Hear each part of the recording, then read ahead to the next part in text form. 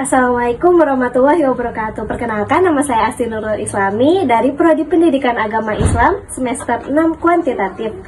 Izinkan saya untuk memenuhi tugas UTS mata kuliah metodologi penelitian. Nah, di sini yang pertama saya akan menjelaskan tentang karakteristik penelitian kuantitatif, yang dimana yang pertama itu ada desain. Nah, dalam desain ini sudah terstruktur dan sistematis, yang dimana dalam penelitian kuantitatif ini sudah dirancang dari awal, dimulai dari bagaimana kita menentukan variabelnya, kemudian setelah itu kita membuat instrumennya seperti angket, sampai gimana kita cara menganalisis datanya.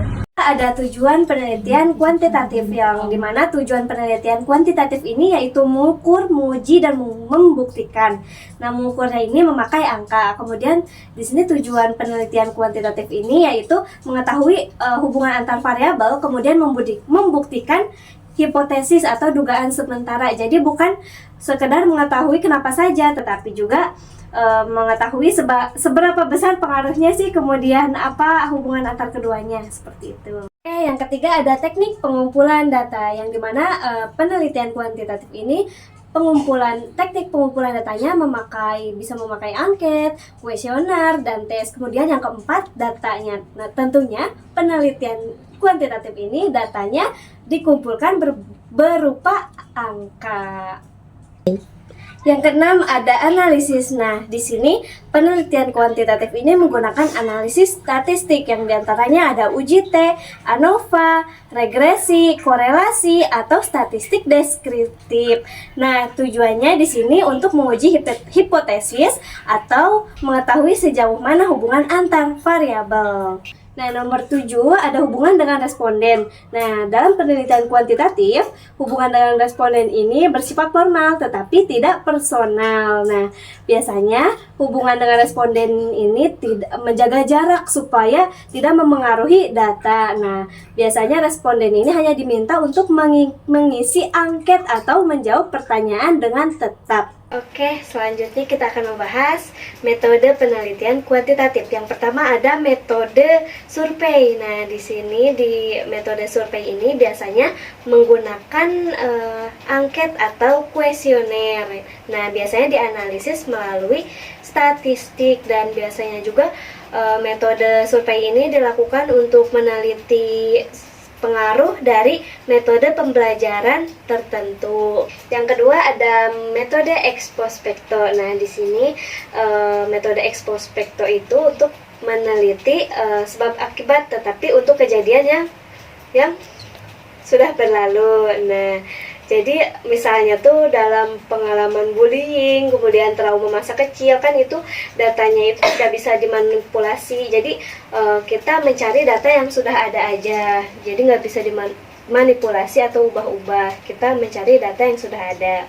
Ketiga ada metode eksperimen. Nah, di sini kita bisa membagi ke dalam dua kelompok, yang dimana ada kelas eksperimen dan kelas kontrol.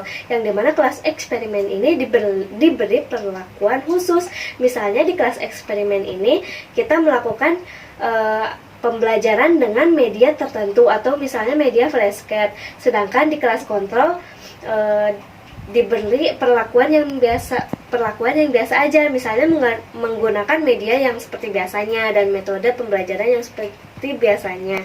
Nah, di sini kita bisa melihat pengaruhnya, apakah mungkin di kelas eksperimen hasilnya lebih baik dari kelas kontrol, apakah sebaliknya, seperti itu. Jadi kalau misalnya di kelas eksperimen dengan menggunakan media flashcard ini hasilnya lebih baik, berarti media ini memberikan pengaruh positif terhadap pembelajarannya, seperti itu. Nah, yang keempat ada metode kuasi eksperimen. Nah, kuasi eksperimen ini hampir mirip dengan eksperimen, cuma bedanya di kuasi eksperimen ini kita nggak bisa mengatur seperti layaknya eksperimen yang ada kelas eksperimen dan kelas kontrol. Nah, di kuasi eksperimen ini kita meneliti yang sudah ada. Nah, misalnya kita tuh mau meneliti apakah ikut bimbel itu bisa membuat kita pintar dan nilai kita lebih tinggi.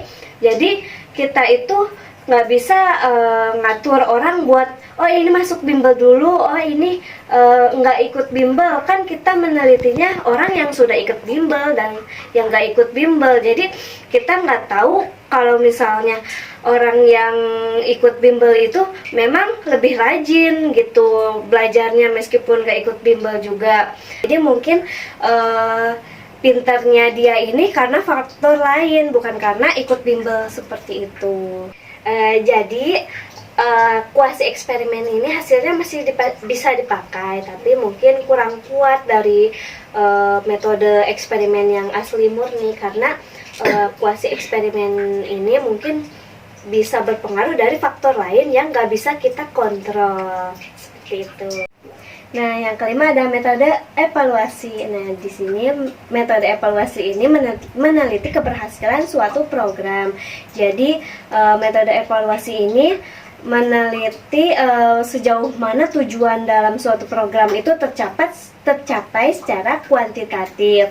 Misalnya di sekolah ada program literasi membaca. Nah, tujuannya itu supaya siswa-siswanya itu jadi rajin baca dan jadi rajin pergi ke perpus. Nah, kita tuh meneliti apakah benar suatu program itu tercapai, apakah benar siswanya jadi suka baca buku atau pergi ke perpus seperti itu. Nah, kalau misalnya tujuannya baik, berarti bisa dilanjut dan dikembangkan. Kalau misalnya tujuan programnya itu tercapainya kurang baik, bisa dievaluasi seperti itu. Nah, selanjutnya saya akan membahas tentang perbedaan jenis-jenis penelitian kuantitatif.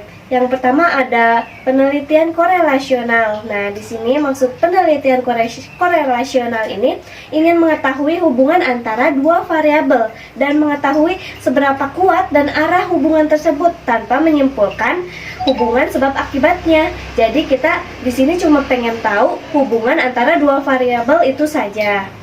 Nah, yang kedua ada penelitian komparatif. Nah, di sini penelitian ini membandingkan dua atau lebih kelompok terhadap suatu variabel. Misalnya, kita ingin mengetahui perbandingan hasil belajar antara laki-laki dan perempuan terhadap mata pelajaran Al-Quran dan Hadis misalnya. Nah, di sini kita kan membandingkan antara laki-laki dan perempuan. Jadi membandingkan dua kelompok terhadap suatu variabel, yaitu mata pelajaran Al-Quran dan Hadis.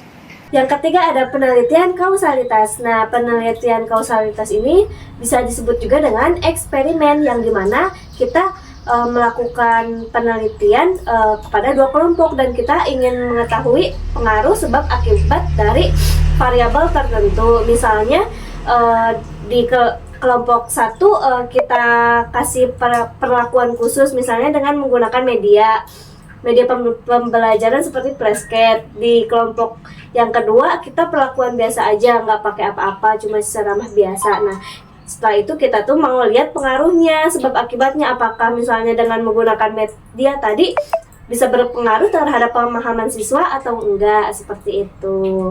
Oke, sekarang yang keempat yaitu penelitian deskriptif. Nah, di penelitian deskriptif ini cuma mau menggambarkan fenomena atau sesuatu antar variabel tanpa mencari tahu hubungan atau pengaruh dari antar variabel itu. Jadi kita cuma pengen tahu kondisi apa sih yang sebenarnya, seperti itu. Mungkin cukup sekian pemaparan materi-materi yang bisa saya sampaikan tentang mata kuliah metodologi penelitian ini. Mohon maaf bila mana ada kesalahan. Wabillahi taufiq wal hidayah. Wassalamualaikum warahmatullahi wabarakatuh.